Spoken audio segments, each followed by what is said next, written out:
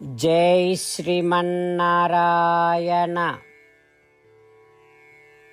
శ్రీమద్భగవద్గీత 17వ అధ్యాయము శ్రద్ధాత్రయ విభాగయోగము 22వ శ్లోకము. అదేశకాలే యద్దానం అపాత్రేభ్యశ్చ దీయతే అసత్కృతం అవజ్ఞాతం తత్తామసం ఉదాహృతం. ఓం. గీతాచార్యుడు శ్రీకృష్ణ పరమాత్మ అర్జునుడితో పాటు మనందరికీ శ్రద్ధాత్రయ విభాగ యోగాన్ని ఉపదేశం చేస్తూ ఉన్నాడు. పరమాత్మ ఈ రకంగా అంటూ ఉన్నాడు, అర్జునా, కూడని ప్రదేశములో, సరికాని సమయములో, అర్హత లేని వారికి, అయోగ్యులకు ఏమాత్రము మర్యాద చూపించకుండా చులకన భావముతో ఇట్లా చేసేటటువంటి దానం తామస దానము అనబడుతుంది అంటూ శ్రీకృష్ణ భగవానుడు శాస్త్రములో చెప్పబడినటువంటి స్థానములలో, సమయములలో మూర్ఖులకు, దొంగలకు, దుష్టులకు ఇచ్చేటటువంటి దానం తామస దానం అని అంటారు అంటూ స్పష్టం చేస్తూ ఉన్నాడు. ఆ పరమాత్మ ఉపదేశాన్ని మనసారా స్మరిస్తూ చేసే దానము సద్భావనతో, సత్పురుషులకు అత్యంత గౌరవముతో, ప్రతిఫలాపేక్ష లేకుండా చేస్తూ ధార్మిక జీవనాన్ని కొనసాగిస్తూ శ్రీమన్నారాయణుడిని పొందటమే జీవిత లక్ష్యముగా పెట్టుకొని శ్రీమన్నారాయణుడిని మాత్రమే శరణు వేడుకుంటూ పరమాత్మ పలికిన పలుకులను అదేవిధంగా పలికే ప్రయత్నం చేద్దాం.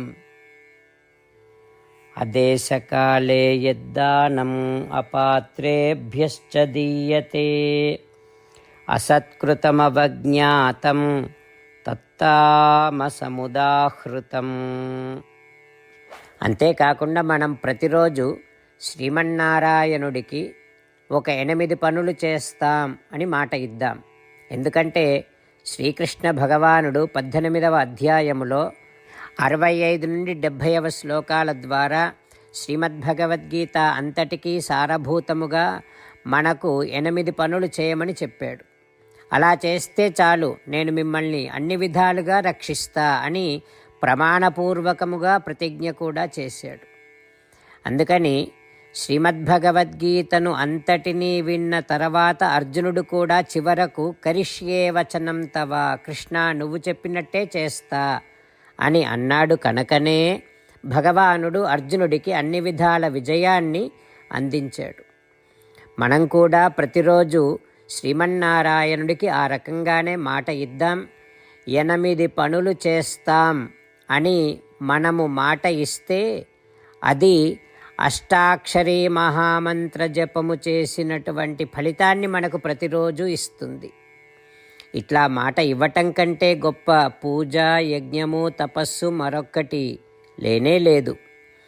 అందుకని నేను అంటూ ఉంటాను, మీరు మనస్సులో భావిస్తూ ఉండండి.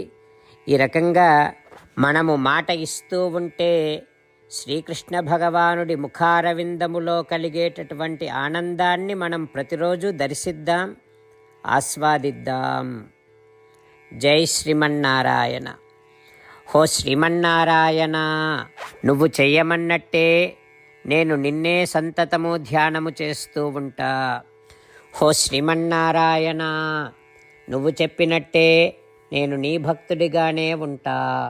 హో శ్రీమన్నారాయణ, నువ్వు చెయ్యమన్నట్టే నేను నా విధులను కర్తవ్యాలను నీ సేవగా నీ తృప్తి కోసమనే సక్రమంగా నిర్వర్తిస్తూ ఉంటా. ఓ శ్రీమన్నారాయణ, నువ్వు చెప్పినట్టే నేను నీవాడిని అనే మహావిశ్వాసముతో నీకే నమస్కరిస్తూ ఉంటా. ఓ శ్రీమన్నారాయణ, మామేకం శరణం వ్రజ, నన్ను ఒక్కడిని మాత్రమే శరణు వేడుకో అని నువ్వే అన్నావు కనుక నేను నిన్ను ఒక్కడిని మాత్రమే శరణు వేడుకుంటా. ఓ శ్రీమన్నారాయణ, మా శుచః, ఇక దుఃఖించకు అని నువ్వే నాకు భరోసా ఇస్తున్నావు కనుక నేను ఇక దుఃఖించను. ఓ శ్రీమన్నారాయణ, నువ్వు చెప్పినట్టే నువ్వు నా కోసమని అనుగ్రహించినటువంటి శ్రీమద్భగవద్గీతను ప్రతిరోజు కనీసము ఒక్క శ్లోకాన్నైనా జ్ఞాపకం చేసుకుంటూ శ్రీమద్భగవద్గీతను అనుసంధానము చేస్తూ ఉంటా.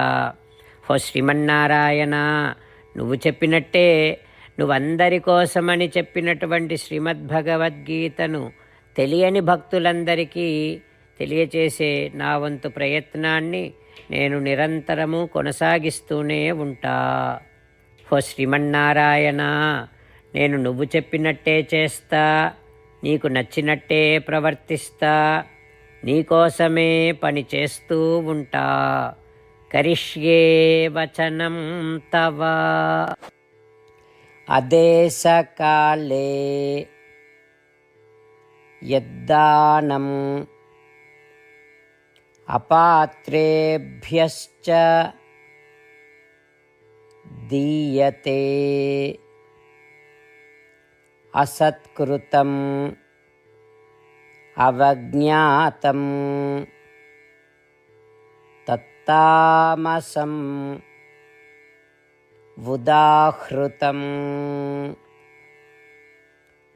ఓం. అదేశకాలే యద్దానం అపాత్రేభ్యశ్చ దీయతే అసత్కృతమవజ్ఞాతం తత్తామసముదాహృతం.